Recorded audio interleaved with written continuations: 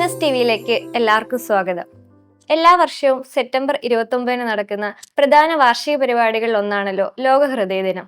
ഈ ഹൃദയദിനത്തിൽ നമ്മോട് വിശേഷങ്ങൾ പങ്കുവെക്കാനായി എത്തിയിരിക്കുന്നത് ഈ പ്രോഗ്രാമിന് ഏറ്റവും യോജിക്കുന്ന ഒരു വ്യക്തി തന്നെയാണ്. നമ്മുടെ ഹൃദയങ്ങളെ ഏറ്റവും നന്നായി സൂക്ഷിക്കാൻ സഹായിക്കുന്ന വ്യക്തി, കേരളത്തിലെ ആദ്യത്തെ ഹാർട്ട് ട്രാൻസ്പ്ലാന്റേഷൻ സർജറി വിജയകരമായ രീതിയിൽ പൂർത്തിയാക്കിയ വ്യക്തി. നമുക്ക് സ്വാഗതം ചെയ്യാം the famous cardiac surgeon doctor Jose Chacko Periyappuram. നമസ്കാരം ഡോക്ടർ. മനുഷ്യ ശരീരത്തിലെ സുപ്രധാന അവയവങ്ങളിൽ ഒന്നാണല്ലോ ഡോക്ടർ ഹൃദയം. ഈ ഹൃദയത്തിനുണ്ടാകുന്ന തകരാറ് മൂലം മരണം വരെയൊക്കെ സംഭവിക്കുന്നുണ്ട്. അങ്ങനെ പറയുകയാണെങ്കിൽ നമ്മുടെ ഹൃദയങ്ങളെ ഏറ്റവും നല്ല രീതിയിൽ എങ്ങനെയാണ് ഡോക്ടർ സംരക്ഷിക്കേണ്ടത്? എന്തൊക്കെ ജീവിതശൈലി ശീലങ്ങളാണ് ഡോക്ടർ നമ്മൾ കൊണ്ടുവരേണ്ടത്? നമ്മൾ ഹൃദയം എന്ന് പറയുമ്പോഴത്തേക്കും നമ്മൾക്കറിയാം അതൊരു ശരീരത്തിൻ്റെ ഒരു ഭാഗം എന്നതുപോലെ തന്നെ നമ്മുടെ മനസ്സിൻ്റെയും നമ്മളുടെ വികാരങ്ങളുടെയും എല്ലാം ഒരു ഭാഗമായിട്ടാണ് ഹൃദയത്തെ നമ്മൾ വിശേഷിപ്പിക്കുന്നത്. അപ്പം ഹൃദയത്തിന് രണ്ട് വശങ്ങളുണ്ട്. ഒന്ന് ശാരീരികമായിട്ടുള്ള പ്രൊട്ടക്ഷൻ, അതായത് ഹൃദ്രോഗം വരാനുള്ള കാരണങ്ങളെ നമ്മൾ മോഡിഫൈ ചെയ്യുന്ന ഒരു പ്രൊട്ടക്റ്റീവ് തിങ്. രണ്ട്, നമ്മുടെ മനസ്സിനെയും നമ്മുടെ ഹൃദയത്തെയും സ്വസ്ഥമാക്കുന്ന അല്ലെങ്കിൽ സന്തോഷപ്പെടുത്തുന്ന ഒരു വൈകാരികമായിട്ടുള്ള ഒരു മോഡിഫിക്കേഷൻ. ഇത് രണ്ടും ഹൃദ്രോഗ തടയാനുള്ള ഒരു ഉപാധിയായിട്ട് നമുക്ക് ഉപയോഗിക്കാം. സാധാരണ നമ്മൾക്ക് ഹൃദ്രോഗ കാരണങ്ങൾ എന്ന് പറയുന്നതിനകത്ത് ഏറ്റവും പ്രധാനപ്പെട്ട, എസ്പെഷ്യലി നമ്മളുടെ ഈ സമൂഹത്തിലുള്ള ഏറ്റവും പ്രധാനപ്പെട്ട ഒരു റിസ്ക് ഫാക്ടർ എന്ന് പറയുന്നത് പ്രമേഹമാണ്, ഡയബറ്റിസ് മെലിറ്റസ്. അതുപോലെ hypertension, high blood pressure, രക്താതി സമ്മർദ്ദം എന്ന് നമ്മൾ പറയും.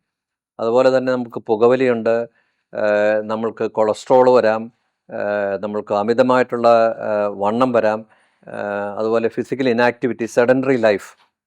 പിന്നെ ഉള്ളത് കുടുംബ പാരമ്പര്യമാണ്. ഈ കുടുംബ പാരമ്പര്യം ഒഴിച്ച് ബാക്കി നമ്മൾ പറഞ്ഞ ഈ ഹൃദ്രോഗ കാരണങ്ങളെല്ലാം നമുക്ക് മോഡിഫൈ ചെയ്യാവുന്ന കാരണങ്ങളാണ്. ഹൃദ്രോഗം കുടുംബ പാരമ്പര്യം നമ്മളെ സംബന്ധിച്ചിടത്തോളം നമുക്ക് മോഡിഫൈ ചെയ്യാൻ പറ്റാത്ത കാര്യങ്ങളാണ്. അതുപോലെ തന്നെ നമ്മളുടെ സ്ട്രെസ് ലെവൽ, ഞാൻ രണ്ടാമത് പറഞ്ഞതാണ് നമ്മുടെ മാനസികമായിട്ടുള്ളൊരവസ്ഥ എന്ന് പറയുന്നത്.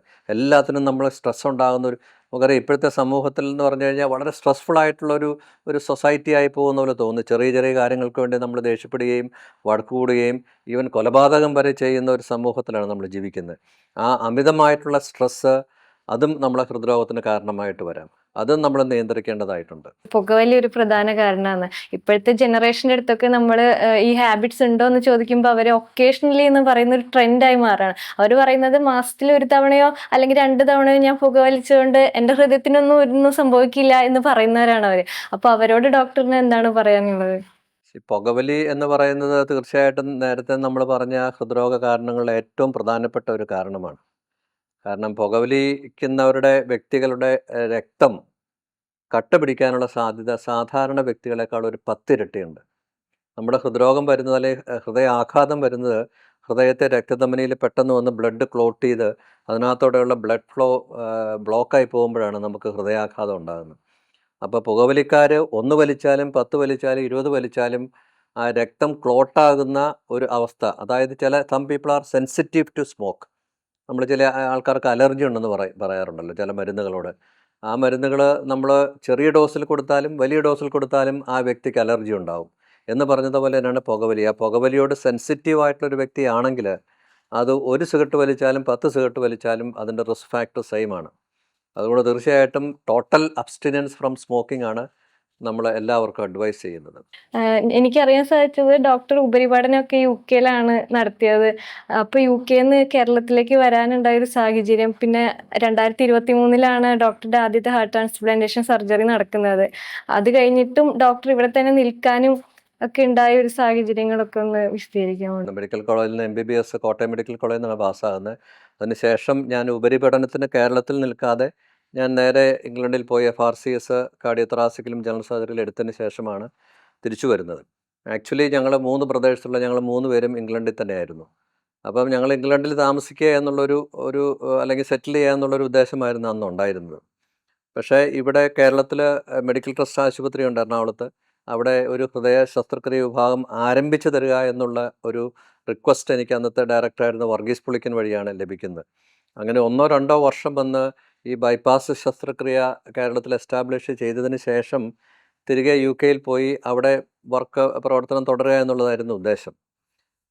അങ്ങനെ 1995 ഡിസംബറിലാണ് ഞാൻ കേരളത്തിലേക്ക് തിരികെ വരുന്നത്.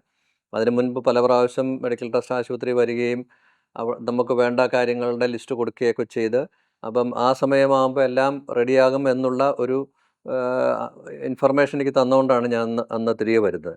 പക്ഷെ തിരികെ വന്നപ്പോഴത്തേക്കും ഒരു രീതിയിലുള്ള എക്യുപ്മെൻസും വന്നിരുന്നില്ല. ഒരു ഔട്ട് പേഷ്യൻ്റ് കൺസൾട്ടേഷൻ ഒരു റൂം പോലും എനിക്കില്ലാതിരുന്ന ഒരു സാഹചര്യത്തിലാണ് തിരികെ വരുന്നത്. അത് ഉടനെ തന്നെ ശരിയാകുമെന്ന് പറഞ്ഞു. പക്ഷേ മാസങ്ങൾ കഴിഞ്ഞിട്ടും അത് ശരിയാകാത്ത ഒരു സാഹചര്യം വന്നപ്പോൾ തീർച്ചയായിട്ടും തിരിച്ചു പോവുക എന്നുള്ളൊരു തീരുമാനത്തിൽ ഞാൻ എത്തുകയാണ്. അപ്പോൾ ഞാനന്ന് താമസിച്ചിരുന്നത് ഏറ്റുമാനൂർ എന്ന് പറയുന്നൊരു സ്ഥലത്താണ്. എൻ്റെ ഫാദർ പാലാ സെൻറ്റ് തോമസ് കോളേജിലെ പ്രിൻസിപ്പലായിരുന്നു. അദ്ദേഹം റിട്ടയർ ചെയ്ത് അവിടെ ഞങ്ങളുടെ ഫാമിലി അവിടെ സെറ്റിൽഡ് ആയിരുന്നു. അപ്പോൾ എൻ്റെ അമ്മച്ചിക്ക് my mother when she was 2 years of age her father died. അപ്പോൾ അമ്മച്ചിക്ക് 2 വയസ്സായിരുന്നപ്പോഴത്തേക്കും അമ്മച്ചിയുടെ അപ്പച്ചൻ മരിച്ചപ്പോഴത്തേക്കും അമ്മച്ചിയുടെ അമ്മച്ചിക്ക് വെറും 28 വയസ്സ് മാത്രമേ ഉണ്ടായിരുന്നുള്ളൂ. ആ 28 വയസ്സ് മുതൽ 2 വയസ്സുള്ള കുഞ്ഞിനെയും പഠിപ്പിച്ച് വലുതാക്കി അമ്മച്ചിയോടൊപ്പം താമസിച്ച് ഞങ്ങളുടെ എല്ലാവരുടെയും ഒരു വല്യമ്മച്ചിയായിട്ട് ഞങ്ങളോടൊപ്പം ഒരു വല്യമ്മച്ചി ഉണ്ടായിരുന്നു. അപ്പം നമ്മുടെ സ്വന്തം അമ്മച്ചിയേക്കാൾ കൂടുതൽ സ്നേഹം ഞങ്ങളെ പിള്ളേർക്ക് എല്ലാവർക്കും വല്യമ്മച്ചിയോടായിരുന്നു. അപ്പോൾ വല്യമ്മച്ചി ഞാൻ തിരിച്ചു വന്ന സമയത്ത് ഏകദേശം ഒരു 77 വയസ്സായി. അപ്പോൾ ഞാൻ തിരിച്ച് ഇംഗ്ലണ്ടിലേക്ക് പോകാൻ വേണ്ടിയുള്ള തയ്യാറെടുപ്പുകളൊക്കെ എടുക്കുന്ന സമയത്താണ് അമ്മച്ചിക്ക് പെട്ടെന്നൊരു ദിവസം ഞങ്ങൾ സംസാരിച്ചുകൊണ്ടിരുന്നപ്പോഴത്തേക്ക് ഒരു സ്ട്രോക്ക് ഡെവലപ്പ് ചെയ്തു. അമ്മച്ചിക്ക് ഒരു കിറി കൂടുകയും ഒരു ലെഫ്റ്റ് സൈഡ് ബോഡി വീക്കാവുകയും ചെയ്ത് അടുത്ത ആശുപത്രിയിൽ കൊണ്ടുപോയി. അങ്ങനെ അമ്മച്ചിയെ നോക്കേണ്ട ഒരു ഉത്തരവാദിത്തം എനിക്ക് വന്നു. ഞാൻ പറഞ്ഞല്ലോ എൻ്റെ 2 ബ്രദേഴ്സും UK-യിലായിരുന്നു. അപ്പോൾ I was only person back here. അപ്പം ആൻഡ് ഓൾസോ ഞങ്ങളെല്ലാവരും നോക്കിയ ആ ബന്ധത്തിൻ്റെ പേരിൽ അമ്മച്ചിയെ നോക്കുക എന്നുള്ളൊരു ഉത്തരവാദിത്തം ഞാൻ ഏറ്റെടുക്കുകയാണ് ചെയ്തത്. അങ്ങനെ ഏകദേശം 1.5 വർഷത്തോളം അമ്മച്ചി ബെഡ് റിഡനായിട്ട് അവിടെ വീട്ടിലുണ്ടായിരുന്നു. അപ്പോൾ ആ സമയം കൊണ്ട് മെഡിക്കൽ ട്രസ്റ്റിലെ ഉപകരണങ്ങൾ വന്നു തുടങ്ങി. കാത്ത് ലാബ് വന്നു, ഓപ്പറേഷൻ്റെ ഹാർട്ട് ലങ് മെഷീൻസ് വന്നു, ഓപ്പറേഷൻ തിയേറ്റർ റെഡിയായി. അപ്പോൾ ഏകദേശം അത് റെഡിയാകാനുള്ള സമയം മുഴുവൻ അമ്മച്ചിയുടെ ഒരു അസുഖത്തിൻ്റെ ഭാഗമായിട്ട് എനിക്ക് നാട്ടിൽ തങ്ങേണ്ടി വന്നു. ആ അമ്മച്ചിയുടെ അസുഖം എന്ന് പറയുന്നത് ഞങ്ങൾക്ക് എല്ലാവർക്കും ഒരു ദുഃഖപരമായിട്ട് അല്ലെങ്കിൽ വളരെ ബുദ്ധിമുട്ടുള്ളൊരു സാഹചര്യമായിരുന്നു. എന്നിരുന്നാലും പിന്നീട് ഞാൻ എൻ്റെ ജീവിതത്തിലേക്ക് തിരിഞ്ഞു നോക്കുമ്പോൾ അമ്മച്ചിക്ക് വന്ന അസുഖവും ആ കാലഘട്ടവുമെല്ലാം ഒരുപക്ഷെ എന്നെ കേരളത്തിൽ തന്നെ നിർത്താനുള്ള ഒരു ദൈവികമായിട്ടുള്ള ഇടപെടലായിരുന്നു എന്ന് പലപ്പോഴും തോന്നാറുണ്ട്. അപ്പോൾ ചിലപ്പോൾ ഞാൻ വിചാരിക്കും നമ്മുടെ ജീവിതത്തിൽ എന്തുമാത്രം ദുഃഖങ്ങളുണ്ടാവും, പ്രശ്നങ്ങളുണ്ടാവും. ആ പ്രശ്നങ്ങളൊക്കെ അവസാനം നല്ല കാര്യത്തിന് വേണ്ടി നിൽക്കുന്നു. അപ്പോൾ നമ്മൾ പെട്ടെന്നൊരു ബുദ്ധിമുട്ട് വന്നു കഴിഞ്ഞാൽ നമ്മൾ ഭയങ്കരമായിട്ട് വിഷമിക്കുകയും ഒരു ജീവൻ പോലും കൊടുക്കുന്ന രീതിയിൽ ആൾക്കാർ അങ്ങനത്തെ ചിന്തകളിലേക്ക് പോകാറുണ്ട്. പക്ഷേ അതിൽ നിന്നെല്ലാം നമ്മൾ ഉയർത്തെഴുന്നേറ്റ് കഴിഞ്ഞാൽ ഒരുപക്ഷെ ആ ബുദ്ധിമുട്ടുകൾ നമ്മളുടെ ഒരു വലിയ ഒരു തീരുമാനത്തിലേക്കുള്ള അല്ലെങ്കിൽ വിജയത്തിലേക്കുള്ള ഒരു ചവിട്ടുപടിയായിട്ട് എടുക്കണം എന്നുള്ള വലിയ സന്ദേശമാണെന്ന് എനിക്ക് ഗോഡ് ഹാസ് ഗിവൺ മീ എന്ന് ഞാൻ വിശ്വസിക്കുന്നു. അതാണ് വളരെ ദൈവികമായിട്ടുള്ള ഇടപെടൽ എൻ്റെ കേരളത്തിലെ സ്റ്റേ ബാക്ക് ചെയ്യുന്നതിന് ഉണ്ടായിട്ടുണ്ട്.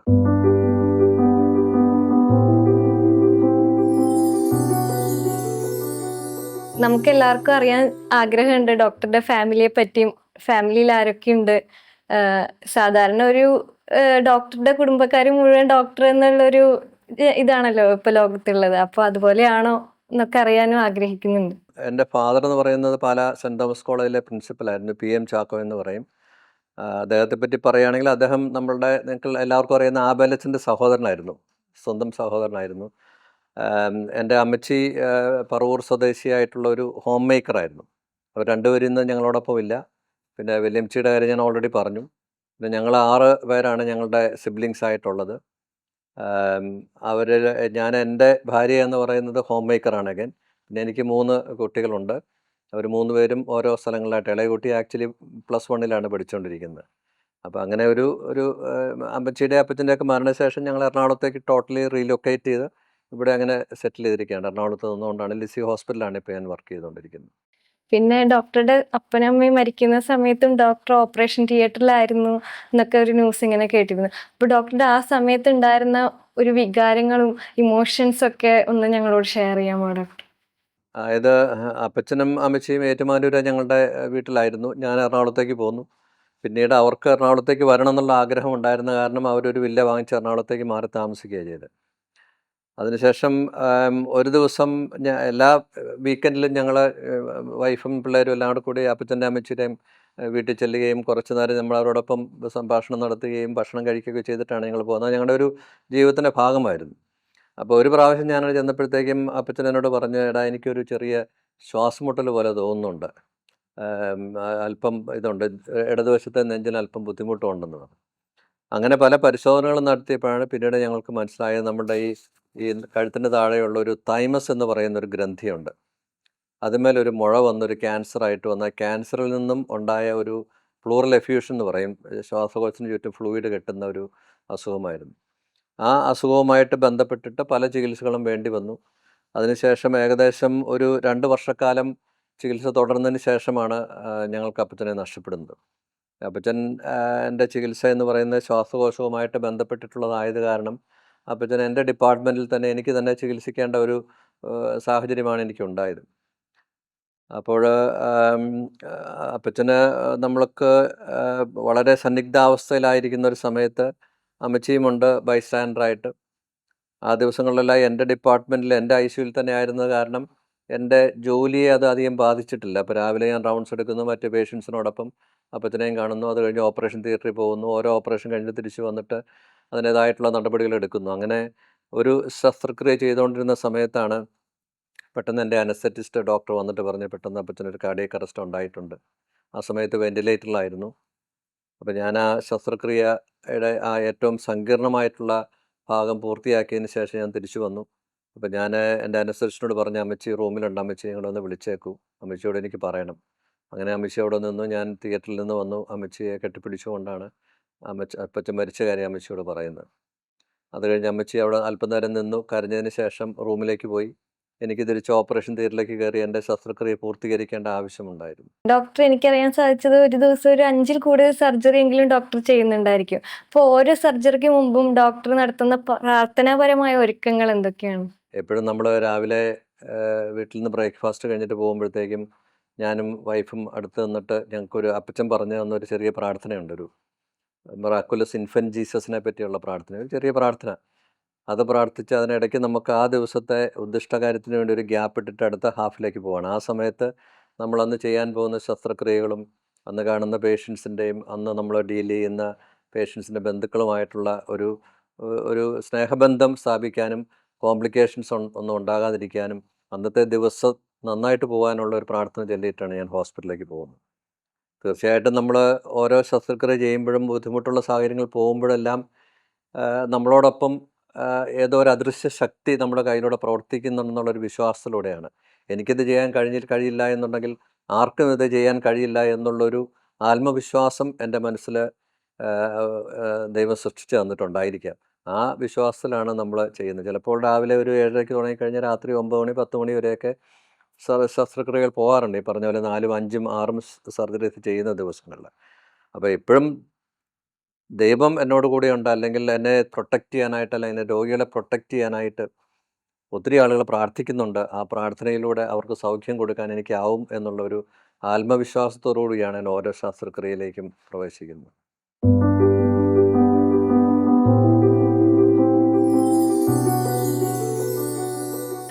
ഡോക്ടർ ഈ നിമിഷം വരെ ചെയ്തിട്ടുള്ള സർജറികളിൽ ഡോക്ടറിന് മറക്കാൻ പറ്റാത്തൊരു ദൈവാനുഭവം എന്തെങ്കിലും ഉണ്ടാവുമല്ലോ, അത് ഞങ്ങളോടൊന്ന് ഷെയർ ചെയ്യാമോ? ഏകദേശം 22,000 ഹൃദയ ശസ്ത്രക്രിയകൾ ഞാൻ ഇതിനകത്ത് ചെയ്തിട്ടുണ്ട്. 26, 27 വർഷമായി. പക്ഷേ അത് ഏറ്റവും കൂടുതൽ സ്ട്രൈക്കിംഗ് ആയിട്ടുള്ളത് ഹൃദയം മാറ്റിവെക്കൽ ശസ്ത്രക്രിയ തന്നെയാണ്. അതായത് ഞാൻ 1986 കേരളത്തിൽ നിന്ന് പുറത്തേക്ക് പോകുന്നത്. അപ്പോൾ ആ സമയത്ത് ഞാൻ കോട്ടയത്ത് പഠിച്ചിരുന്നപ്പോൾ എൻ്റെ ഗുരുനാഥനായിരുന്ന ഒരു ഹൃദയ ശസ്ത്രക്രിയ വിദഗ്ധനുണ്ട്, ചന്ദ്രമോഹൻ സാർ എന്ന് പറയും. അപ്പം സാർ എന്നോട് ചോദിച്ചു, ജോസ് UK പോയി തിരിച്ച് വരുമോ, എന്താണ്, what is your dream in your life? അപ്പോൾ ഞാൻ സാറിനോട് പറഞ്ഞു, സാറേ തിരിച്ച് ഇന്ത്യയിൽ വന്നിട്ട് ഇന്ത്യയിലെ ആദ്യത്തെ ഹൃദയം മാറ്റിവെക്കൽ ശസ്ത്രക്രിയ ചെയ്യണം എന്നുള്ളതാണ് എൻ്റെ ആഗ്രഹമെന്ന് പറഞ്ഞു. അങ്ങനെ അവിടെ പോയി ട്രെയിനിങ് കഴിഞ്ഞു. തിരിച്ച് നാട്ടിലേക്ക് വരുമ്പോഴത്തേക്കും എപ്പോഴും ആ സമയമായപ്പോഴത്തേക്കും ഇന്ത്യയിലെ ആദ്യത്തെ ഹൃദയം മാറ്റിവെക്കൽ ശസ്ത്രക്രിയ ഓൾറെഡി നടന്നു കഴിഞ്ഞു. 1994 ഡൽഹിയിൽ വെച്ചാണ് നടക്കുന്നത്. ഞാൻ തിരികെ വരുന്ന 1997. എന്നെ സംബന്ധിച്ചിടത്തോളം ഒരു സാധാരണ ബൈപ്പാസ് ശസ്ത്രക്രിയ, വാൽവ് സർജറിയൊക്കെ ചെയ്യുന്ന, വിജയകരമായിട്ട് ചെയ്യാൻ പറ്റുന്ന ഒരു സർജനായിട്ട് ഞാൻ അറിയപ്പെട്ടെങ്കിൽ മാത്രമേ ഉള്ളൂ പിന്നെ ഹൃദയം മാറ്റിവെക്കൽ എന്നുള്ള ശസ്ത്രക്രിയയിലേക്ക് എനിക്ക് വരാനാവൂ. അപ്പോൾ അതായിരുന്നു എൻ്റെ ഏറ്റവും വലിയൊരു സ്വപ്നം. ഇന്ത്യയിൽ നടന്നു കഴിഞ്ഞിട്ട് ഇപ്പോൾ കേരളത്തിൽ ആദ്യമായിട്ട് ഹൃദയം മാറ്റിവെക്കൽ ശസ്ത്രക്രിയ ഞാൻ ഇവിടെ വന്ന് ഹാർട്ട് സർജറി തുടങ്ങുമ്പോഴത്തേക്കും തമിഴ്നാട്ടിൽ നിന്നും അവിടെ നിന്നുള്ള ഡോക്ടർമാരെല്ലാം ഇവിടെ വന്നിട്ട് പറഞ്ഞു ഇത് കേരളത്തിൽ ചെയ്യാൻ പറ്റുന്ന ഒരു കാര്യമല്ല. അന്ന് നമ്മുടെ എല്ലാ പേഷ്യൻസും ചെന്നൈക്കും ബോംബെക്കുമാണ് ഹാർട്ട് സർജറിക്ക് വേണ്ടി പോയിക്കൊണ്ടിരുന്നത്. അപ്പോൾ ഇവിടെ നമ്മൾ സ്റ്റാർട്ട് ചെയ്യുമ്പോഴത്തേക്ക് ഒത്തിരി പ്രതിബന്ധങ്ങളും ഒത്തിരി ക്രിറ്റിസിസവും എല്ലാം അന്യസംസ്ഥാനങ്ങളിൽ നിന്നുണ്ടായിരുന്നു. അപ്പം നമ്മുടെ സംസ്ഥാനത്ത് നമുക്കിത് ചെയ്യാനാവും എന്ന് നമ്മൾ ബാക്കിയുള്ളവർക്ക് കാണിച്ചു കൊടുക്കാനും നമ്മുടെ സംസ്ഥാനത്തിൻ്റെ ഒരു ആരോഗ്യ രംഗം ഒരു ഏറ്റവും നല്ല രീതിയിലാണെന്ന് കാണിച്ചു കൊടുക്കാനും വേണ്ടിയിട്ടാണ് ഹൃദയം മാറ്റിവെക്കൽ ശസ്ത്രക്രിയ ചെയ്യണമെന്നുള്ളൊരു ആഗ്രഹം എനിക്കുണ്ടായത്. 2003 ആദ്യത്തെ ഹൃദയം മാറ്റിവെക്കൽ ശസ്ത്രക്രിയ നടക്കുന്ന ഒരു മെയ് 13 തീയതിയായിരുന്നു. എബ്രഹാം എന്ന് പറയുന്ന ഒരു പേഷ്യൻ്റ് ആയിരുന്നു. പുള്ളി ഹരിപ്പാട് സ്വദേശിയായിരുന്നു. അദ്ദേഹത്തിന് ദുബായിൽ ജോലിയായിരുന്നു. പക്ഷേ അദ്ദേഹത്തിൻ്റെ ആരോഗ്യ പ്രശ്നങ്ങൾ കാരണം നാട്ടിൽ തിരിച്ചു വന്നു. പല ആശുപത്രികളിലും പോയി. അദ്ദേഹം അവിവാഹിതനായിരുന്നു. പേരൻസൊക്കെ മരിച്ചുപോയി. അപ്പം എല്ലാ ആശുപത്രികളിലും ചെന്നിട്ട് നമുക്ക് വേറെ ട്രീറ്റ്മെൻ്റ് ഒന്നുമില്ല. എൻ സ്റ്റേജ് ഹാർട്ട് ഫെയിലിയർ എന്ന് പറയും. ഹൃദയപരാജയത്തിൻ്റെ അവസാന കാലഘട്ടത്തിലേക്ക് പോവുകയാണ്. അപ്പോൾ കുറച്ച് മരുന്നുകളും കൊടുത്ത് അദ്ദേഹം ജീവിതത്തിൽ യാതൊരു അർത്ഥവുമില്ലാതെ ജീവിക്കുന്ന ഒരു സമയത്താണ് ഞങ്ങൾ ഈ ഹൃദയം മാറ്റിവെക്കൽ ശസ്ത്രക്രിയയെ പറ്റിയുള്ള ആലോചനകൾ നടത്തുന്നതും അങ്ങനെ ഒരു ഹാർട്ട് ട്രാൻസ്പ്ലാന്റ് സെൻറ്റർ മെഡിക്കൽ ട്രസ്റ്റിൽ അന്നത്തെ ISRO ചെയർമാനായിരുന്ന കസ്തൂരി രംഗൻ സാറ് വന്നാണ് ഇത് ഇനോഗ്രേറ്റ് ചെയ്തത്. അങ്ങനെ പത്രമാധ്യമങ്ങളോട് അറിഞ്ഞാണ് എബ്രഹാം ഞങ്ങളെ സമീപിക്കുന്നത്. അപ്പോൾ എബ്രഹാം എന്ന് പറയുന്ന വളരെ ഒരു ബോൾഡായിട്ടുള്ള പേഴ്സൺ ആയിരുന്നു. പുള്ളി പമ്പാ നദിയുടെ തീരത്താണ് താമസിച്ചിരുന്നത്. പമ്പാ നദി എന്ന് പറഞ്ഞാൽ അറിയില്ല, കേരളത്തിലെ ഏറ്റവും ഡീപ്പസ്റ്റ് റിവറാണ്. അടിയൊഴുക്കുകൾ ഒത്തിരി ഉണ്ട്. ഈ റിവറിലേക്ക് എടുത്ത് ചാടി പുള്ളി മീനെ കടിച്ചു പിടിച്ച് മുകളിലേക്ക് വന്നുകൊണ്ടിരുന്ന ഒരു ഡെയർ ഡെവിൾ എന്നാണ് അവർ വിളിച്ചുകൊണ്ടിരുന്നത്. അങ്ങനത്തെ ഒരു വ്യക്തിയാണ് പെട്ടെന്ന് ഹൃദയപരാജയമായിട്ട്. അപ്പോൾ അദ്ദേഹത്തിന് മനസ്സ് വളരെ സ്ട്രോങ് ആയിരുന്നു, ഹൃദയം വളരെ വീക്കായിരുന്നു എന്നിരുന്നാൽ. ഇപ്പോൾ എബ്രഹാത്തിനെല്ലാം പരിശോധിച്ചതിന് ശേഷം ഞാൻ പറഞ്ഞു എബ്രഹാത്തിൻ്റെ എങ്ങനെ പറയണമെന്ന് എനിക്ക് അറിഞ്ഞുകൂടാ. കാരണം ഹൃദയം മാറ്റിവെക്കണം എന്നൊരു രോഗിയോട് നമ്മൾ പറയാമെന്ന് പറഞ്ഞു കഴിഞ്ഞാൽ വളരെ ബുദ്ധിമുട്ടുള്ളൊരു കാര്യമാണ്. അവരെ പ്രൈം ചെയ്തെടുക്കണം. അപ്പോൾ അത് പതുക്കെ ഞാനിങ്ങനെ പറഞ്ഞു എബ്രഹാത്തിൻ്റെ ഹൃദയത്തിലെ മാംസപേശികൾ വളരെ വീക്കാണ്, എൻ്റെ ഇലാസ്റ്റികത കുറഞ്ഞു വന്നു. ഡോക്ടറെ എനിക്കറിയാം എൻ്റെ ഹൃദയം കംപ്ലീറ്റ്ലി പോയി കിടക്കുകയാണ്, എൻ്റെ ഹൃദയം മാറ്റിവെക്കൽ ശസ്ത്രക്രിയ അല്ലാണ്ട് വേറെ ഒന്നും ശരിയാകത്തില്ല എന്ന് എനിക്കറിയാം, അതുകൊണ്ടാണല്ലോ ഞാൻ ഡോക്ടറെ അടുത്തേക്ക് വന്നതെന്ന് ചോദിച്ചു. അപ്പോൾ ഞാൻ എബ്രഹാത്തോട് പറഞ്ഞ് തീർച്ചയായിട്ടും അതാണ് നിങ്ങൾക്ക് വേണ്ട ചികിത്സ, പക്ഷേ ഞാൻ എൻ്റെ ജീവിതത്തിൽ ഇതുവരെ ഒരു ഹൃദയം മാറ്റിവെക്കൽ ശസ്ത്രക്രിയ ചെയ്തിട്ടില്ല. അപ്പോൾ പുള്ളി ഇങ്ങനെ ഉയർന്ന് എൻ്റെ മുഖത്തേക്ക് നോക്കിയിട്ട് പറഞ്ഞ് ഡോക്ടർക്ക് അത് ചെയ്യാൻ പറ്റും. നമ്മൾ സാധാരണ ഈ പേഷ്യൻസിന് നമ്മൾ ആത്മവിശ്വാസം കൊടുക്കണമെന്ന് എല്ലാവരും പറയുമല്ലോ. ഈ ഡോക്ടർക്ക് ആത്മവിശ്വാസം കൊടുക്കുന്ന പേഷ്യൻറ്റിനെ പറ്റി കേട്ടിട്ടുണ്ടോ? അങ്ങനെയായിരുന്നു എബ്രഹാം എന്നെ സംബന്ധിച്ചിടത്തോളം. ഡോക്ടർക്കത് ചെയ്യാനാവും, ചെയ്താൽ വിജയിക്കും എന്ന് എന്നെ പറഞ്ഞ് എനിക്ക് ആത്മവിശ്വാസം തന്നതിന് ശേഷമാണ് എബ്രഹാം. ഞാൻ എബ്രഹാത്തോട് പറഞ്ഞു, എബ്രഹാം കേരളത്തിൽ ഇതുവരെ ഹൃദയം മാറ്റിവെക്കൽ ശസ്ത്രക്രിയ നടന്നിട്ടില്ല, കേരളത്തിൽ ആരും ഇതുവരെ ഹൃദയം ദാനം ചെയ്തിട്ടില്ല, അത് കിട്ടുമോ എന്നെനിക്ക് അറിഞ്ഞുകൂടാ. ഇനി കിട്ടിയാൽ തന്നെ എബ്രഹാത്തിൻ്റെ അതേ ബ്ലഡ് ഗ്രൂപ്പ് ആയിരിക്കുമോ? സെയിം ബ്ലഡ് ഗ്രൂപ്പ് ആയിരിക്കണം എന്നുണ്ടല്ലോ. അതുപോലെ എബ്രഹാത്തിൻ്റെ ബോഡി വെയ്റ്റുമായിട്ട് മാച്ച് ചെയ്യുന്നൊരു ഡോണർ വേണം. ഇപ്പോൾ 20 കിലോ ഉള്ള ഒരു ഡോണർക്ക് 50 കിലോ ഉള്ള ഒരു റെസിപ്പിയൻറ്റിന് ഹാർട്ട് കൊടുക്കാൻ പറ്റത്തില്ല, അതിന് സൈസ് മിസ്മാച്ച് വരും. അതുപോലെ ഹൃദയം എടുത്തു കഴിഞ്ഞാൽ 3-4 മണിക്കൂറിനുള്ളിൽ ആ ശസ്ത്രക്രിയ കഴിഞ്ഞിരിക്കണം. അതൊക്കെ എല്ലാം കൂടെ ഒത്തൊരുമിച്ച് വരിക എന്ന് പറയുന്നത് നമ്മളെ സംബന്ധിച്ചിടത്തോളം വളരെ റയറായിട്ടുള്ള ഒരു ഇവൻ്റാണ്. അതൊക്കെ നടക്കും ഡോക്ടറെ എന്ന് പറഞ്ഞ് എബ്രഹാം തന്നെ ഞങ്ങളെ ആശ്വസിപ്പിക്കുകയായിരുന്നു. അങ്ങനെ എബ്രഹാത്തിനെ കൊണ്ടുവന്ന് മെഡിക്കൽ ടെസ്റ്റ് അഡ്മിറ്റ് ചെയ്ത് പ്രാഥമികമായിട്ടുള്ള പരിശോധനകളെല്ലാം നടത്തി. അപ്പോൾ ഇടയ്ക്കിടയ്ക്ക് ഒരു 5-6 മാസത്തോളം അദ്ദേഹം വെയിറ്റിങ്ങിലായിരുന്നു. അതിനിടയ്ക്ക് ശ്വാസം മുട്ടായിട്ട് വന്ന് അഡ്മിറ്റ് ചെയ്യും, ചില മരുന്നുകൾ കൊടുക്കും, ബെറ്ററാവും, പിന്നെയും പോവും. അങ്ങനെ എപ്പോഴും ഇൻ ആൻഡ് ഔട്ട് ഓഫ് ഹോസ്പിറ്റലായിരുന്നു എബ്രഹാം ഉണ്ടായിരുന്നു. ആ സമയത്താണ് നമുക്കൊരു പറവൂർ സ്വദേശി ഒരു സുകുമാരൻ എന്ന് പറയുന്ന ഒരു 42 വയസ്സുകാരൻ, അദ്ദേഹം ഒരു കണക്കനായിരുന്നു. തെങ്ങിൽ കയറി തേങ്ങ പറിക്കുകയും കരിക്കൊക്കെ എടുത്ത് റോഡരികിൽ വെച്ച് വിറ്റ് ഉപജീവന മാർഗം നടത്തിയിരുന്നതാണ്. അദ്ദേഹത്തിൻ്റെ കുടുംബത്തിൽ അദ്ദേഹത്തിൻ്റെ ഭാര്യ പത്മിനി, പിന്നെ 2 ആൺകുട്ടികളും ഒരു മകളുമാണ് ഉണ്ടായിരുന്നത്. അപ്പോൾ ഇങ്ങനെ സുകുമാരൻ വഴിയരികിലിരുന്ന് കരിക്ക് വെട്ടി കൊടുക്കുന്നതിനിടയ്ക്ക് അദ്ദേഹം പെട്ടെന്നൊരു 2 വീലർ വഴിതെറ്റി വന്ന്, അല്ലെങ്കിൽ കൺട്രോൾ പോയിട്ട് ഇദ്ദേഹത്തെ ഒന്ന് ഇടിച്ച് ഇദ്ദേഹം മറിഞ്ഞു വീണ് തല റോഡിലേക്ക് വന്ന് ശക്തമായിട്ട് അടിച്ച് അബോധാവസ്ഥയിലായ അദ്ദേഹത്തെ അടുത്ത ആലുവയിലൊരു കാരത്തുഴി ഹോസ്പിറ്റലിലും പിന്നീട് മെഡിക്കൽ ടെസ്റ്റിലേക്കൊക്കെ ട്രാൻസ്ഫർ ചെയ്യുന്നു. ഒരു 2-3 ദിവസം കഴിഞ്ഞപ്പോഴത്തേക്കും ന്യൂറോ സർജൻസ് വിധി എഴുതി അദ്ദേഹം ബ്രെയിൻ ഡെഡ് ആണ്. ബ്രെയിൻ ഡെഡ് എന്ന് പറഞ്ഞു കഴിഞ്ഞാൽ അതെ, ഓൾമോസ്റ്റ് മസ്തിഷ്ക മരണം സംഭവിച്ചു. ഇനിയിപ്പോൾ നമ്മൾ ആ വെന്റിലേറ്ററിൽ നിന്ന് മാറ്റിക്കഴിഞ്ഞാൽ ഉടനെ നമ്മുടെ ഹൃദയവും ബാക്കിയുള്ള അവയവങ്ങളെല്ലാം നിശ്ചലമാവും. അതുകൊണ്ട് ഇനിയിപ്പോൾ മുന്നോട്ട് ചികിത്സ പോകാനാവില്ല എന്ന് പത്മിനിയെയും മക്കളെയൊക്കെ അറിയിച്ചു. മക്കളെല്ലാം കൊച്ചുകുട്ടികളായിരുന്നു. ആ സമയത്താണ് ഈ പത്മിനിയും സുകുമാരനും വിവാഹമായിരുന്നു. ആ സ്നേഹം വിവാഹത്തിൻ്റെ സമയത്ത് അവർ അമ്പലത്തിൽ പോയി വിവാഹം കഴിച്ച സമയത്ത് അവർ കണ്ണുകൾ ദാനം ചെയ്യാനുള്ളൊരു പ്രതിജ്ഞ എടുത്തിട്ടുണ്ടായിരുന്നു. അപ്പോൾ അവർക്ക് അവയവദാനത്തെപ്പറ്റി ഓൾറെഡി ഒരു അറിവുള്ള ഒരു സാഹചര്യമായിരുന്നു.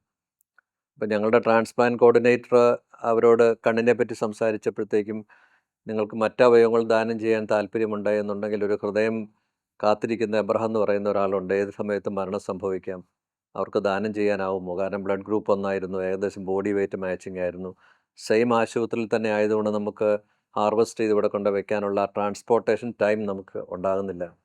അങ്ങനെ അവരുടെ ഒരു വലിയൊരു മനസ്സിൻ്റെ ഒരു നന്മത്വം കൊണ്ട് സ്വന്തം ഭർത്താവിൻ്റെ ഹൃദയം ദാനം ചെയ്യാനായിട്ട് പത്മിനി തയ്യാറാവുകയായിരുന്നു.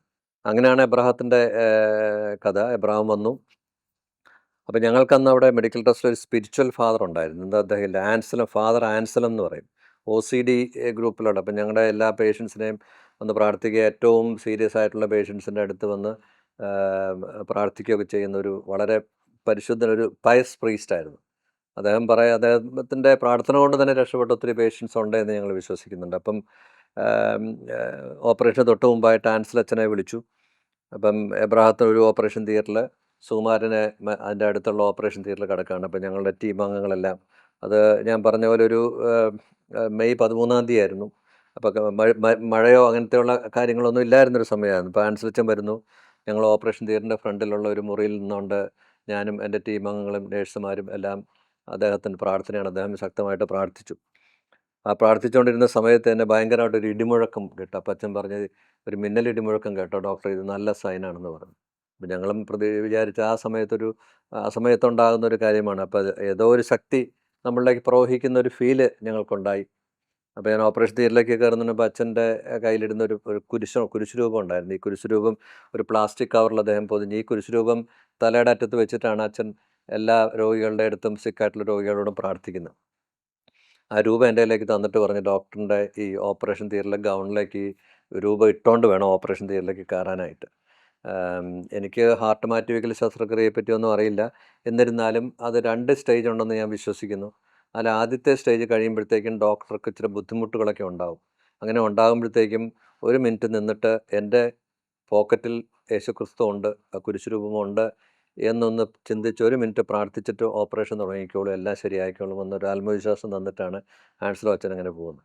അതേപോലെ തന്നെ സംഭവിച്ചു. ആദ്യമേ തന്നെ നമ്മൾ ഈ ഹൃദയം മാറ്റിവെക്കാൻ എബ്രഹാത്തിൻ്റെ ഓപ്പറേഷൻ തുടങ്ങുന്നതിന് മുമ്പ് തന്നെ നമ്മൾ സുകുമാരൻ്റെ ഹൃദയം ആരോഗ്യമുള്ളതാണോ എന്ന് പരിശോധിച്ചതിന് ശേഷമേ മാത്രമേ നമ്മൾ മറ്റേ എബ്രഹാത്തിന് അനസ്തീഷ്യ പോലും കൊടുക്കാൻ പറ്റൂ. അങ്ങനെ സുകുമാരൻ്റെ ചെസ്റ്റ് തുറന്ന് ഹാർട്ട് നോക്കിയപ്പോൾ വളരെ സ്ട്രോങ് ആയിട്ടുള്ളൊരു ഹാർട്ടാണ്. അപ്പോൾ അതവിടെ നിർത്തിയിട്ട് നമ്മൾ അടുത്ത തിയേറ്ററിൽ വന്ന് എബ്രഹാത്തിൻ്റെ ശസ്ത്രക്രിയ തുടങ്ങുകയാണ്. എബ്രഹാത്തിൻ്റെ ചെസ്റ്റ് തുറന്നപ്പോൾ തന്നെ അദ്ദേഹത്തിൻ്റെ ഹാർട്ടും അദ്ദേഹത്തിൻ്റെ ഹാർട്ടിൻ്റെ കവചം, പെരിക്കാർഡിയം എന്ന് പറയുന്ന ഒരു ക്യാവിറ്റി ഉണ്ട്. ഇത് രണ്ടും നമ്മൾ ഈ ഫെവിക്കോൾ കൊണ്ട് ഒട്ടിച്ചതുപോലെ ഇങ്ങനെ പ്ലാസ്റ്റേഡ് ആയിരുന്നു. അപ്പോൾ ഏകദേശം 1.5 മണിക്കൂറോളം എടുക്കും അത് ഡിസെക്റ്റ് ചെയ്ത് റെഡിയാക്കാനായിട്ട്. ആ സമയത്ത് ഹൃദയം നിന്നു പോകാനും നമുക്ക് ശസ്ത്രക്രിയ മുന്നോട്ട് കൊണ്ടുപോകാൻ പറ്റാത്തൊരവസ്ഥ ഉണ്ടാകും എന്നുള്ളൊരു ഭയമായിരുന്നു. കാരണം ഞാൻ എൻ്റെ ജീവിതത്തിൽ ഇതുവരെ ഹൃദയം മാറ്റി വെച്ചിട്ടില്ല. എനിക്ക് ഒരേ ഒരു സർജിക്കൽ അസിസ്റ്റൻറ്റ് മാത്രമേ ഉള്ളൂ. അങ്ങനെ ഇരുന്നപ്പോൾ പെട്ടെന്ന് തന്നെ മനസ്സിൽ ഈ കുരിശുരൂപത്തെ പറ്റി ഓർമ്മ വരുന്നു. ഞാൻ അച്ഛൻ പറഞ്ഞ കാര്യങ്ങൾ. അപ്പം 1 മിനിറ്റ് നിന്നു, എല്ലാവരോടും നിശബ്ദമായിട്ട് നിൽക്കാൻ പറഞ്ഞു. 1 മിനിറ്റ് പ്രാർത്ഥിച്ചു കുരിശുരൂപത്തിനോട്. അതിനുശേഷം ഞങ്ങൾ ശസ്ത്രക്രിയ തുടങ്ങുകയാണ്. എല്ലാ കാര്യങ്ങളും വളരെ സ്റ്റേബിളായിട്ട് പോയി. അത് ഈ ഹൃദയം മാറ്റി അങ്ങേ സുകുമാരൻ്റെ ഹൃദയം കൊണ്ടൊന്ന് ഞങ്ങൾ പിടിപ്പിക്കുകയായിരുന്നു. ഇതെല്ലാം കഴിഞ്ഞ് ഞാൻ ICUവിൽ വന്നപ്പോഴത്തേക്ക് എൻ്റെ അസിസ്റ്റൻ്റ് ആയിരുന്ന അന്നൊരു രാജശേഖരൻ എന്ന് പറഞ്ഞൊരു ഡോക്ടറായിരുന്നു. അതെല്ലാം കഴിഞ്ഞിട്ട് പുള്ളി ഒരു നല്ല ചിരിയോട് പറഞ്ഞു, സാറ് ഈ ഹൃദയം മാറ്റിവെക്കൽ ശസ്ത്രക്രിയ ചെയ്തിട്ടില്ല എന്ന് പറയുന്നത് നുണയല്ലേ പറയുന്നത് ചോദിച്ചു. അപ്പോൾ ഞാൻ പറയുന്നത്, എന്താ സാറിൻ്റെ കയ്യിൽ ഒരു സമയത്ത് പോലും ഒരു സംശയം ഉണ്ടായില്ലല്ലോ, you did it as if you have done it many times. അപ്പോൾ അത്രമാത്രം ഒരു ശക്തമായ ഒരു ഡിവൈൻ ഇൻ്റർവെൻഷൻ ആദ്യത്തെ ഹൃദയം മാറ്റിവെക്കൽ ശസ്ത്രക്രിയയിൽ ഉണ്ടായിരുന്നു ഞാൻ വിശ്വസിക്കുകയാണ്. കുരിശുരൂപം അങ്ങനെ ദൈവികമായിട്ടുള്ള ഇടപെടൽ, ഞാനങ്ങനെ പ്രാർത്ഥന അതിന് മാത്രം ചെയ്യുന്നൊരു വ്യക്തിയല്ല. പക്ഷേ എന്നോടൊപ്പം എന്നും ഒരദൃശ്യമായ ശക്തി ഉണ്ടായിരുന്നു, അന്നും ഇന്നും. അത് കഴിഞ്ഞിട്ട് എത്രയോ ഹൃദയം മാറ്റിവെക്കൽ ശസ്ത്രക്രിയകൾ നമ്മൾ നടത്തി. 29 ഹൃദയം മാറ്റിവെക്കൽ. ഇന്ത്യയിൽ ആദ്യമായിട്ട് ഒരു ഹൃദയം മാറ്റിവെച്ച വ്യക്തിയിൽ വീണ്ടും ഹൃദയം മാറ്റിവെച്ചത് നമ്മൾ തന്നെയായിരുന്നു 10 വർഷങ്ങൾക്ക് മുമ്പ്. അദ്ദേഹം ഇപ്പോഴും ആരോഗ്യത്തോടെ ജീവിക്കുന്നു. അതുപോലെ എയർ ലിഫ്റ്റിംഗ് ഓഫ് ഹാർട്ട്, അങ്ങനെ ഒത്തിരി കാര്യങ്ങൾ നമുക്ക് ചെയ്യാൻ പറ്റിയിട്ടുണ്ട്. അപ്പോഴെല്ലാം നമ്മളോടൊപ്പം ഞങ്ങളുടെ ടീമിനോടൊപ്പം ഒരു ശക്തി ഉണ്ടായിരുന്നു. അത് വേറൊന്നാണെന്ന് എനിക്ക് വിശ്വസിക്കാനാവുന്നില്ല.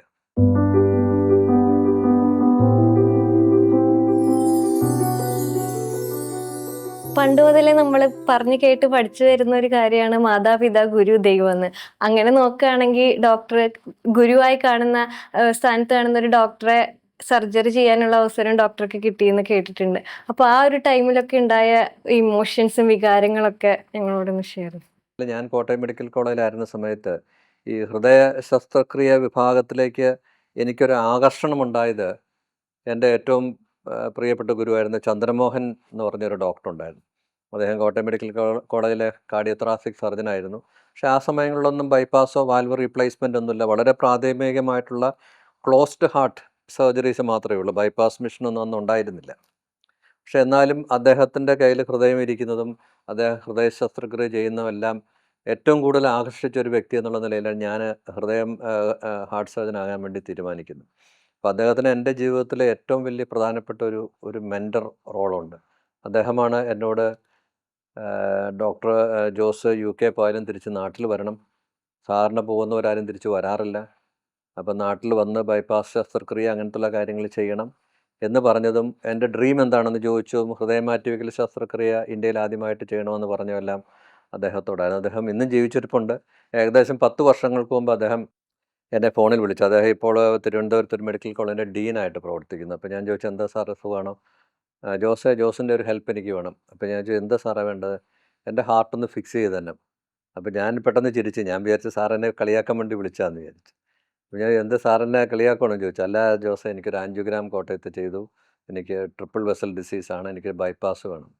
അപ്പോൾ ഞാൻ പറഞ്ഞു, അയ്യോ സാറ് എന്നെ കൊണ്ടാണ് ചെയ്യിപ്പിക്കുന്നത്. അപ്പോൾ സാർ എടുത്ത വഴിക്ക് പറഞ്ഞു, ജോസിനേക്കാൾ കൂടുതൽ എൻ്റെ ഹൃദയം മെൻഡ് ചെയ്യാനായിട്ട് വേറൊരാളിപ്പോൾ ലോകത്ത് ജീവിച്ചിരിപ്പില്ല എന്ന് പറഞ്ഞു. അത്രമാത്രം വിശ്വാസം ഒരു ഗുരു ഒരു ശിഷ്യന് കൊടുക്കുക എന്ന് പറഞ്ഞാൽ അതിനേക്കാൾ വലിയൊരു അംഗീകാരം. എന്ത് അവാർഡുകൾ കിട്ടിയാലും എന്ത് അംഗീകാരങ്ങൾ കിട്ടിയാലും നമ്മളാക്കിയ ഒരു ഗുരുവിൻ്റെ ഹൃദയം സ്പർശിക്കാനുള്ള ഒരു ദൈവാനുഗ്രഹം കിട്ടുക എന്ന് പറഞ്ഞ ജീവിതത്തിലെ ഏറ്റവും വലിയ സാക്ഷാത്കാരങ്ങളിലൊന്നായിട്ട് കരുതുകയാണ് ഞാൻ. അതുകൊണ്ട് തന്നെ അത് വളരെ ഹാർട്ട് ടച്ചിങ് ആയിരുന്നു. ടെൻഷൻ ഉണ്ടായിരുന്നു, പക്ഷേ എല്ലാം വളരെ ഭംഗിയായിട്ട് പോയി. ഇന്നും അദ്ദേഹം 10 വർഷങ്ങൾക്ക് ശേഷം ആരോഗ്യവാനായിട്ട് ജീവിക്കുന്നു. വലിയൊരു ദൈവാനുഗ്രഹമായിട്ട് ഞാൻ കരുതുകയാണ്. ഡോക്ടർ, ഇപ്പൊ നമ്മൾ ഏതൊക്കെ ഭക്ഷണ പദാർത്ഥങ്ങളാണ് ഒഴിവാക്കേണ്ടതെന്ന് പറഞ്ഞല്ലോ. അതിൽ മെയിൻ ആയിട്ട് ഇപ്പൊ പറയുന്ന ഒരു 5 വൈറ്റ് പോയിസൺസ് ഒഴിവാക്കണം എന്ന് പറയുന്നത് കേൾക്കുന്നുണ്ട്. എന്തൊക്കെയാണ് ഡോക്ടർ ഈ 5 വൈറ്റ് പോയിസൺസ്? നമ്മൾ വൈറ്റ് പോയിസൺസ് നമ്മൾ പറയുമ്പോഴത്തേക്ക് ഇതൊക്കെ പോയിസൺസ് ആണോ എന്ന് തന്നെ നമുക്ക് അതിനെപ്പറ്റി ചിന്തിക്കേണ്ടിയിരിക്കുന്നു. കാരണം നമ്മൾ ഏറ്റവും റെഗുലറായിട്ട് കഴിക്കുന്നത് ഇതെല്ലാമാണ്. പക്ഷെ അത് അമിതമായി കഴിയുമ്പോഴാണ് നമ്മളെ സംബന്ധിച്ചിടത്തോളം ഇപ്പോൾ കൊളസ്ട്രോളിനെ പറ്റി നമ്മൾ പറയുന്നത്. കൊളസ്ട്രോൾ എന്ന് പറയുന്നത് നമ്മുടെ ജീവിതത്തിലെ അല്ലെങ്കിൽ നമ്മുടെ ഡേ ടു ഡേ ലൈഫിലെ ഏറ്റവും അനിവാര്യമായിട്ടുള്ള ഒരു എനർജി പ്രൊഡക്റ്റാണ്. കൊളസ്ട്രോൾ ഇല്ലെങ്കിൽ നമ്മളൊക്കെ ജീവിതമില്ല. പക്ഷേ ആ കൊളസ്ട്രോൾ അമിതമായി കഴിയുമ്പോഴാണ് നമ്മളെ സംബന്ധിച്ചിടത്തോളം ഹൃദ്രോഗ സാധ്യത ഉണ്ടാകുന്നത്. അതുപോലെ തന്നെയാണ് ഈ വൈറ്റ് പോയിസൺസ് പറയുന്നത്. നമ്മൾ ചോറ്, റിഫൈൻഡ് ആയിട്ടുള്ള റൈസ് ഉണ്ട്, നമ്മൾ പച്ചരി എന്ന് പറയുന്നത്. അതിനകത്ത് ബ്രാൻ ഇല്ല, പാർബോയിൽഡ് അല്ല. പക്ഷേ നമ്മളുടെ ഇപ്പോൾ ഇന്ത്യയിൽ എടുത്തു നോക്കിക്കഴിഞ്ഞാൽ ഏകദേശം 80% of people are eating the white rice. അപ്പോൾ നമുക്കതിനെ പോയിസൺ എന്ന് വിളിക്കാൻ പറ്റുമോ എന്ന് അറിഞ്ഞുകൂടി. ഹൈ ഗ്ലൈസീമിക് ഇൻഡെക്സ് ഉള്ള കാര്യങ്ങളാണ് നമ്മൾ പോയിസൺസ് ആയിട്ട്. അതായത് നമ്മൾ കഴിച്ചു കഴിയുമ്പോഴത്തേക്കും പെട്ടെന്ന് നമ്മളുടെ ഷുഗർ ലെവല് കൂടുകയും കുറച്ച് കഴിയുമ്പോൾ പെട്ടെന്ന് താഴുകയും ചെയ്യുന്ന ഫ്ലക്ച്വേഷനാണ് നമ്മൾ ഇതുപോലത്തെയുള്ള ഭക്ഷണ പദാർത്ഥങ്ങളെ, മൈദ ഉദാഹരണത്തിന്, ഷുഗർ, സോൾട്ട്, ഇതുപോലത്തെയുള്ള ഈ കുറേ വൈറ്റ് പോയിസൺസ് നമ്മൾ പറയുന്ന കാര്യങ്ങൾ അമിതമായിട്ട് കഴിക്കുമ്പോൾ, ഷുഗർ അമിതമായിട്ട് കഴിച്ചു കഴിഞ്ഞാൽ അതും വളരെ ഹൈ ഗ്ലൈസിമിക് ഇൻഡെക്സ് ആണ്. അപ്പോൾ ഫ്ലക്ച്വേഷൻസ് ഇൻ ദ ബ്ലഡിലെ ആ ലെവൽസാണ് നമ്മളെ സംബന്ധിച്ചിടത്തോളം ഇത് പോയിസൺ ആകുന്നത്. അപ്പോൾ ഇതെല്ലാം നമ്മൾക്ക് കഴിക്കാം, പക്ഷേ വളരെ മിതമായ രീതിയിൽ. ഇപ്പോൾ നമ്മൾ പൊറോട്ട കഴിക്കാത്ത ഒരു വ്യക്തി കാണത്തില്ല. മൈദ എന്ന് പറയുന്ന ഒരു പോയിസണായിട്ടാണ് നമ്മൾ വെച്ചേക്കുന്നത്. പക്ഷേ it is not truly a poison, but if you eat it in larger amounts it can work against you. അപ്പോൾ നമ്മളെ സംബന്ധിച്ചിടത്തോളം നമുക്ക് ആവശ്യത്തിനുള്ള ഭക്ഷണം കഴിച്ചതിന് ശേഷം അമിതമായിട്ട് കഴിക്കുന്ന ഏത് ഭക്ഷണവും പോയിസണായിട്ട് വേണം നമ്മൾ തന്നെ കരുതാനായിട്ട്. അപ്പോൾ you can eat everything but what you need in moderation. ഇപ്പോൾ വേൾഡ് ഹാർട്ട് ഡേ ആയിട്ട് ഡോക്ടർക്ക് കൊടുക്കാൻ പറ്റിയ ഏറ്റവും ഒരു ചെറിയ സന്ദേശത്തോടു കൂടി നമുക്ക് ഈ പ്രോഗ്രാം വൈൻഡപ്പ് ചെയ്യാൻ ഞാൻ ആഗ്രഹിക്കുകയാണ്. നമ്മൾക്കറിയാം, നമ്മുടെ സമൂഹത്തിൽ ഹൃദ്രോഗം കൂടി വരുന്നുണ്ട്. നമ്മുടെ സമൂഹത്തിൽ മാനസികമായിട്ടും സാമൂഹ്യമായിട്ടും ഒത്തിരി സംഘർഷഭരിതമായിട്ടൊരു കാലഘട്ടത്തിലൂടെ പോകുന്നത്. ഒരിക്കലും നമ്മൾ കണ്ടിട്ടില്ലാത്ത രീതിയിലുള്ള മാനസിക സമ്മർദ്ദത്തിൽ പോവുകയും വ്യക്തിബന്ധങ്ങൾ തകരുകയും ചെറിയ ചെറിയ കാര്യങ്ങൾക്ക് വേണ്ടി കുടുംബത്തിൽ വഴക്കുണ്ടാവുകയും പൊതുസ്ഥലത്ത് വെച്ചിട്ട് അനാവശ്യമായിട്ടുള്ള അതിക്രമങ്ങൾ നടക്കുകയും ചെയ്യുന്ന ഒരു സാഹചര്യമാണ് നമ്മൾക്കുള്ളത്. ഇതെല്ലാം നമ്മുടെ സമൂഹത്തെ തെറ്റായ ദിശയിലേക്കാണ് നയിക്കുന്നത്. ഈ സ്ട്രെസ് എല്ലാം മാറ്റി സമാധാനപരമായിട്ടുള്ളൊരു സന്തോഷപരമായിട്ടുള്ളൊരു ജീവിതശൈലി മനുഷ്യന് കിട്ടിയതുകൊണ്ട് നമുക്കുള്ളത് കൊണ്ട് തൃപ്തിപ്പെടാനും ബാക്കിയുള്ള വ്യക്തിപരമായ കാര്യങ്ങൾ ഇടപെടാതിരിക്കാനും എല്ലാവർക്കും സന്തോഷമായിട്ട് സഹവസിക്കാനുള്ളൊരു സാഹചര്യം നമുക്ക് സൃഷ്ടിക്കാനായാലും അതിനേക്കാൾ കൂടുതൽ ആരോഗ്യപരമായിട്ടുള്ളൊരു ഹൃദയം നമ്മൾക്ക് സമൂഹത്തിന് കൊടുക്കാനാവില്ല എന്ന് ഞാൻ വിശ്വസിക്കുന്നു. ഇത്രയും നേരം ഞങ്ങളുടെ കൂടെ സഹകരിച്ചതിനും ഒരുപാട് വിശേഷങ്ങളും അറിവുകളും ഒക്കെ ഞങ്ങൾക്ക് പകർന്നു തന്നതിനും ഒരുപാട് നന്ദിയുണ്ട് ഡോക്ടർ.